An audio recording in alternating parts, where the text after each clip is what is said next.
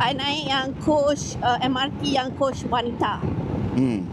Semua wanita dalam train tu, dalam MRT tu, ya Allah, semua pakai pegang phone. Semua duduk mengadap. Masing-masing tak kenal orang sebelah-sebelah kan. Betul.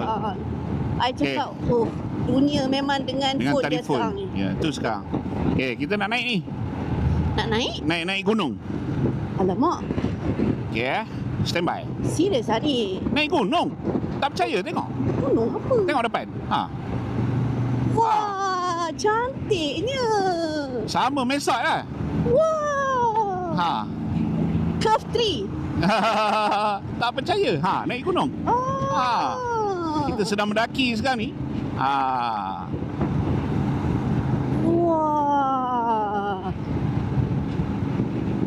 Ni mendaki gunung moden ni. Tengok, kita berada di pucuk apa? Pokok. Lahan pokok. Kita berada di pucuk pokok. Nampak tu?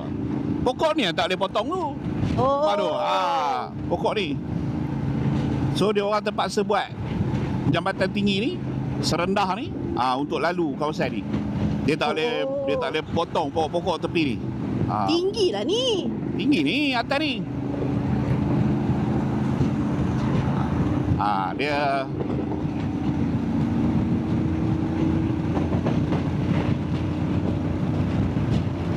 tinggi babe. Jadi ni apa, dia ada berapa kilo lah, tak tahulah berapa kilo. Panjang jugalah, lebih kurang. Nampak tu bawah. Lembah. Macam dekat Umpang lah.